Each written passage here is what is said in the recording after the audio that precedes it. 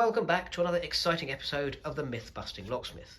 Today is a teaching and advisory for new locksmiths episode. So all you old long in the tooth expert locksmiths may go and make a cup of tea now. Good. Now, as we have the new locksmiths only here, when I started training 11 courses ago, I didn't own so much as a drill. So I did one course on lock fitting, and I'm now confident that I can fit a basic lock. But of course you need lots of practice on lots of wood, and you need to consistently do it to get better and better.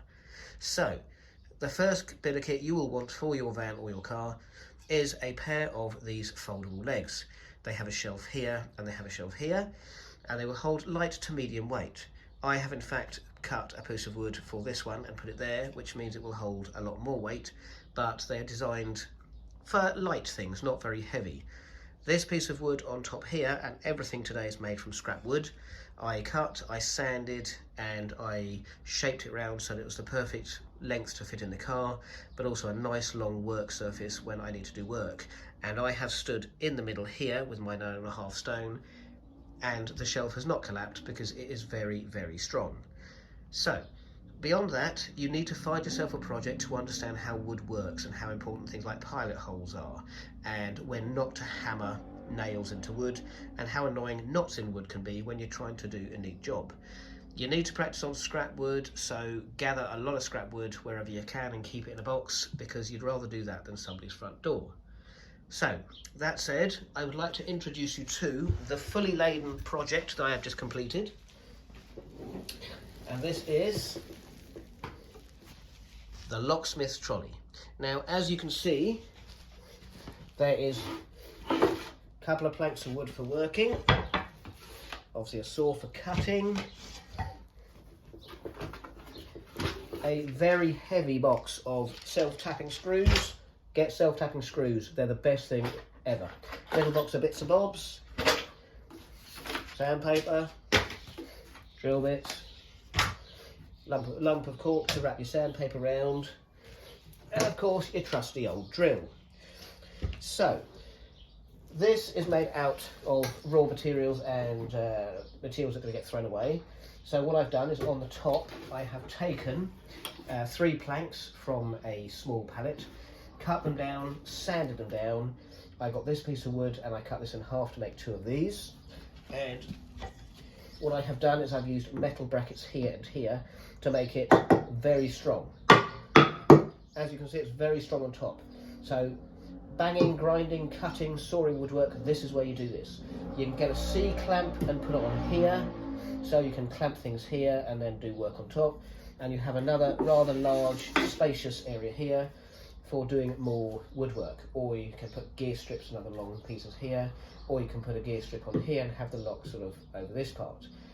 There is a hole that's deeper than it looks here for screws, and I painted it and glued it a different colour so it's smooth, and this is where your screws, nuts, bolts and washers will go.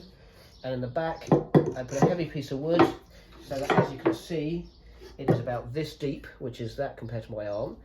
So you have a storage area where things are not going to fall out the back. Now underneath, and we'll turn this up in a minute, you have another shelf designed for lighter things. And of course, if you have long pieces of wood or metal that you want to put through, of course it can go all the way through the back, and you've got 2 different sections like this. So a bottom shelf, 2 struts here and here, and then the other side for putting long heavy wooden things through. And then here I got this off an old trolley at work. It was going to get in the bin, so this is a metal handle for putting it around, as you can see. Move it everywhere you like, makes it very, very easy to do. The wheels on the bottom have brakes on here and here, and they have brakes on the back, and this will hold about 140 kilograms in weight each wheel. So a lot of weight can go on this trolley and it will still pull around, and you have brakes to stop it rolling downhill. Now on the back, of course this is all scrap wood, so it's not perfect, but it's a project to learn how wood behaves when you cut, drill, bang, sand and nail it.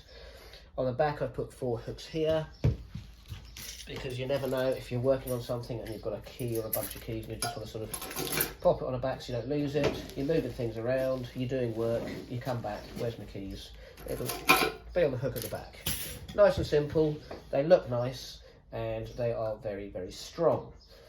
So on the bottom, if we turn this around this way, as you can see, I've overdone it with the screws, but it makes it strong because it's not supported in the middle and it's thick card. Trolley wheels are great big ones, so they will take a lot of weight, and of course, as shown here, they've got brakes, so you can, of course, stop it rolling down a hill. So looking inside, I'm not sure the best angle, but this is the part for another shelf, and I put this together, as I say, entirely out of scrap wood. It's taken me about 3 or 4 days just pottering about, and one of the most important things I learned was to sand down wood. Always wear gloves and always wear goggles. Goggles because you don't want dust in your eyes, gloves because you don't want splinters and slicing your hands open, which I appear to have done with abundance this morning, as I wore gloves last time but not this time. So wear goggles, keep it out of your eyes, wear gloves to keep splinters and cuts out your hands, and never ever blow. Always use a brush or a soft cloth to brush off dust and sort of sawdust, because once you get that in your eyes, even metal filings, once you get that in your eyes once, you'll know why you don't blow. It's one of the things they taught us in a woodwork course is never blow dust out of the way. Wood or metal filings, never blow it. Brush it or wipe it out of the way. And always wear gloves, because splinters will go in your hands, metal filings will go in your hands. So that's it. You saw my trolley fully laden. I won't load it back up again. It's a great little bit of kit, fits in the car, goes everywhere with me. It's absolutely solid. You can see by the sheer thickness of the wood up here that it'll take a beating, and if you drill or cut into it and you want to change it, all you have to do is take the screws out here, get a new piece of wood, put another one on. It's scrap wood, it's made from old pallets. They're 10 a penny, you can get them everywhere.